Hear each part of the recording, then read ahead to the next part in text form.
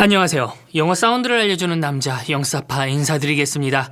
오늘 한번 찌끄려볼 주제는 실제 영화나 드라마를 가지고 이런 사운드는 어떤 식으로 만들었는지 놀랄만한 군형들을 한번 까뒤집어 보는 그런 코너 되겠습니다. 이 코너를 사실 영사파 처음 올렸었던 영상에서부터 하려고 마음을 먹었었거든요. 그런데 이 영상을 올리자마자 영화 배급사 측에서 아예 영상을 차단을 시켜버리더라고요. 하지만 요 최근에 그 영상을 살짝쿵 이렇게 풀어주시더라고요. 기회는 이때다. 내가 원래 하고 싶었던 코너를 한번 밀고 가보자 라는 마음으로다가 전지적 독자 시점이라고, 와 이건 사운드적으로 너무 얘기할 게 많아가지고 야 이거는 꼭 찍고 넘어가고 싶다 라는 마음이 들어서, 이 저작권 문제가 있으니까 제가 풀 영상을 다 보여드리지는 못하고 간단한 스틸컷과 함께 해당 사운드를 잠깐씩 들려드리면서 놀랄만한 군형들을 한번 서로 같이 찾아보는 그런 시간이 되면 좋겠습니다.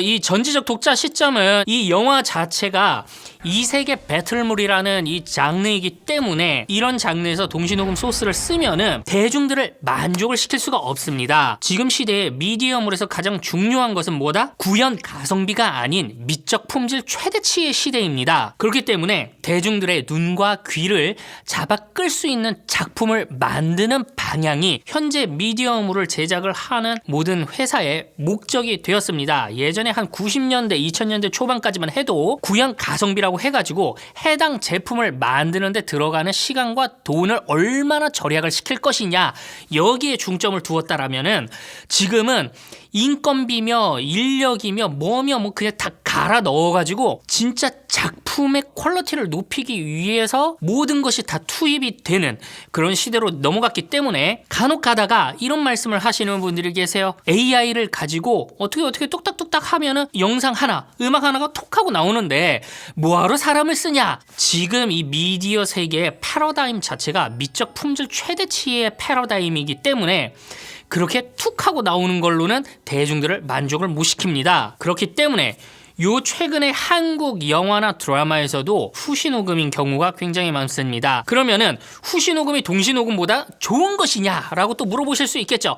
아니죠. 그건 아닙니다. 동시녹음과 후시녹음의 장단점은 각기 다릅니다. 동시녹음의 장점은 현장감, 리얼러티라고 해가지고 촬영 당시 때에 그때 그 음성 그대로를 들을 수 있다 라는 것이 최대의 장점이 될 것이고, 후시녹음의 최대 장점은 통제성입니다. 모든 소리를 각기 분리된 트랙, 그러니까 이 트랙들을 하나하나 다 제작을 해야겠지요. 그렇게 각기 제작이 된 트랙들을 입맛에 맞게끔 될 때까지 통제성을 가질 수 있다라는 것이 최대의 장점입니다. 단점이라고 한다면 리얼러티라든가 현장감이라고 해야 될까, 뭐 그런 것들이 좀 떨어지는 것이고, 동시녹음의 단점이라고 하면은 통제성이 없다라는 것이 최대의 단점이겠죠. 그래서 긴박하고 뜀박질하고 요런 장르에서는 당연히 후시녹음이 더 유리할 것이며, 현장 당시의 배우의 숨소리 하나하나 그 연기력을 다 담아야 되는, 대표적으로 뭐 멜로 드라마가 됐든 뭐 그런 장르에서는 동시녹음이 더 유리하다고 볼 수 있겠습니다. 그 현장 내에서 연기를 했던 것을 후시녹음 때 다시 반복을 하라고 하면은 배우분들도 굉장히 힘들거든요. 그때 그 감정이라던가 연기 톤이라던가 그런 거를 떠올린다라는 게 상당히 힘들기 때문에 그런 어떤 연기력 몰빵 장르 요런 거는 동시녹음이 확실히 유리하다 이렇게 보실 수 있겠습니다. 그러면 이 서론이 너무 길었고 전지적 독자 시점에서 한번 후벼 팔만한 장면들을 보여드리자면은, 제일 먼저 지하철 씬이 있었어요. 전 정규직 전환 기대도 안 했어요. 어차피 맨날 두드려봐야 남의 자리인데 뭐. 빨리 마음 잡고 나한테 맞는 데 찾아야죠. 야, 딱 들어봐도 아 이건 후시구나 싶죠. 왜냐하면 지하철도 모든 것이 다 통제가 되어 있는 그런 스튜디오에서 딱 촬영을 했고, 모든 뒤에 있는 엑스트라 배우분들의 소리가 다 없어요. 이 이야기는 뭐다? 100%의 통제성을 가지고 사운드를 제작을 했다라는 것이죠. 그러면 하나하나 대사들, 그리고 지하철 앰비언스, 그리고 움직이는 폴리 이렇게 따면서 가게 된 것이죠. 그리고 이런 촬영 스튜디오에서의 울리는 소리조차도 안 들리고 있죠. 이거는 후시니까 가능한 겁니다. 그리고 또 후드려 파볼 만한 장면을 봐보자 라면은, 간단하죠? 우리 성조님들이 위에서 다 지켜보고 계시니까 제한 시간 만료. 시나리오가 종료됩니다.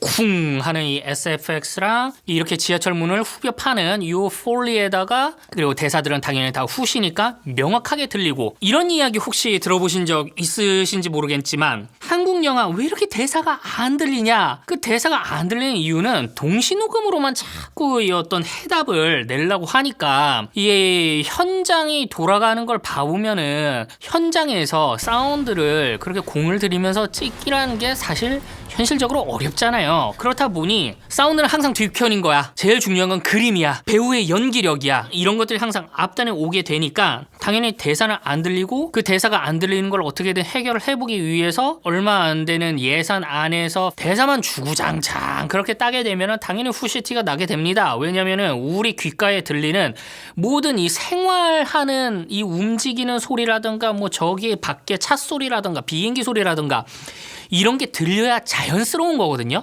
근데 이 자연스러움을 극단적으로 포기를 한 것이 대사만 후시를 땄을 때입니다. 물론 그렇게 하면은 대사가 너무 명확하게 들리죠. 듣는 순간 대본이 그냥 머릿속으로 들어와요. 하지만 단점은 뭐야? 그러니까 영화라는 게 뭡니까? 화면을 보는 나의 눈, 소리를 듣는 나의 귀, 이거를 만족을 시켜주는 어떤 이 종합 예술인데 귀로 들리는 거는 오로지 대본을 낭독하는 그 음성 말고는 없다. 보여지는 화면은 온갖 소리들이 막 무수히 많이 들려야 될 것 같음에도 불구하고 대사만 들린다라면은 우리 뇌가 인지 부조화를 일으킵니다.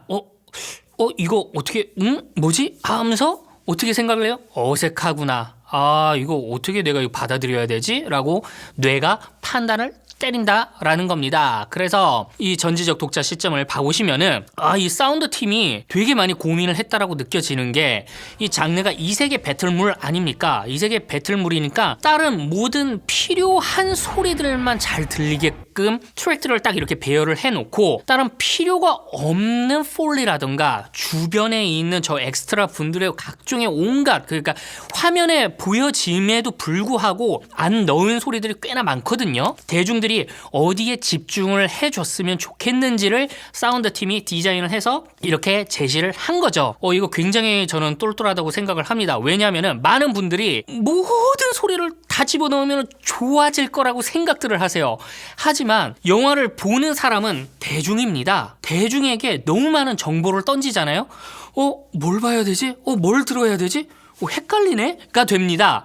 물론 이 영화를 제작, 연출, 편집 모든 것을 통과하는 스태프들은 이미 너무 여러 번 봤기 때문에 더 새로운 거를 자꾸 추가를 하려고 해요.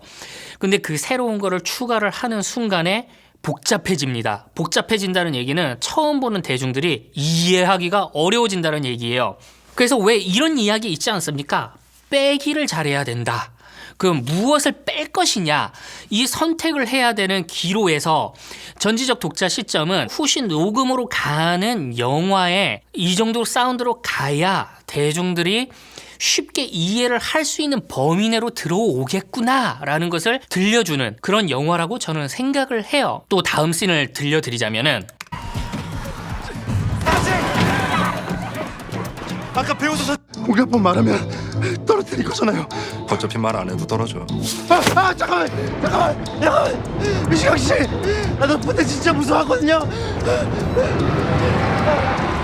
이 주인공들에게만 딱 집중을 하게끔 사운드를 디자인을 한 겁니다. 다른 소리들은 어차피 화면으로 이미 보여줬기 때문에 굳이 이것까지 사운드를 또 그렇게 볼륨을 낮춰가면서 들려줄 필요가 있을까라는 어떤 이 의문을 사운드 제작팀이 가지신 것이 아닐까라고 저는 감히 추측을 해봅니다. 지금의 대중들의 추세는 옛날처럼 이 영화를 예술로서 소화를 하면서 와 이거 장면 하나하나 뭐 여기에 뭐 이 시나리오에 있는 이 비밀 이 감독이 어떤 마음으로 연출을 했을까 이런 거를 볼까요? 그 의문부터 한번 생각을 해보세요. 그러면은 지금의 대중들이 영화를 소비를 하는 방향은 30초 보다가 재미없네 다음 영화 다음 영화 띄엄띄엄 보다가 이거 좀 볼까? 하다가 인스타그램 릴스 보다가 유튜브 쇼츠 보다가 이게 현실이거든요. 그럼 이 현실에서 대중들의 눈과 귀를 처음부터 끝까지 붙잡아 놓고 있으려면은 정보량이 많으면 안 됩니다. 이거는 제 생각이지만 정보량이 많으면 많을수록 지금의 대중들은 일찍 떨어져 나갑니다. 일찍 떨어져 나간다는 얘기는 대중성이나 상업성과는 거리가 멀어진다는 얘기죠. 그리고 대중성과 상업성과 거리가 멀어지면 멀어질수록 어떻게 돼요? 다음 작품을 찍기가 점점 더 어려워진다는 얘기가 됩니다. 뭐 굉장히 냉정한 얘기지만 어쩔 수가 없어요. 이게 지금의 대중들이 어떤 식으로 소비를 하는지, 나는 어떤 식으로 영화를 소비를 하고 있는지를 한번 본인에게 자문자답을 해보시면은 보다 더 좋은 방향으로 연출을 하시게 되지 않을까, 감히 또 그렇게 생각을 해봅니다. 그리고 또 깜짝 놀랐던 그런 씬을 하나 보여드릴게요. 아저씨 왜 우리가 다 이렇게 저렇게 해놓은 걸 또 데리고 오셨어? 사람 귀찮게. 멸살법에서 금호역 챕터는 특히 재미가 없었다.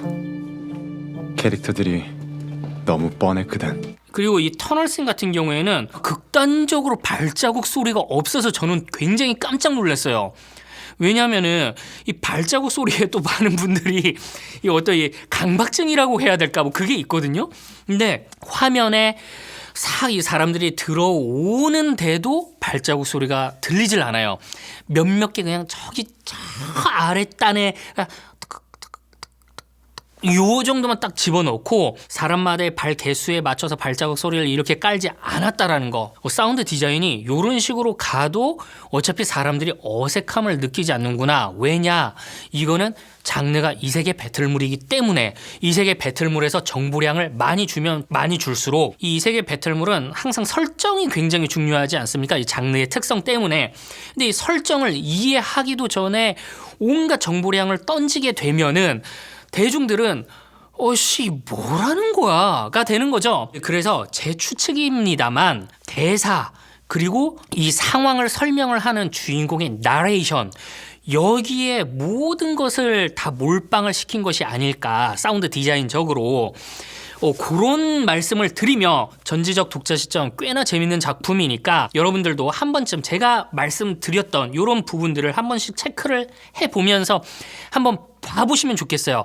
지금의 대중들이 어떻게 해야 만족을 하는지, 내가 작품을 연출을 할 때 어떤 식으로 디자인을 하고 어떤 식으로 연출을 해야 대중들이 쉽게 따라올까, 이거를 고민을 하시면서 작품 활동을 해보시면 어떨까라는 말씀을 드리며 오늘의 영상 이만 끝마치겠습니다.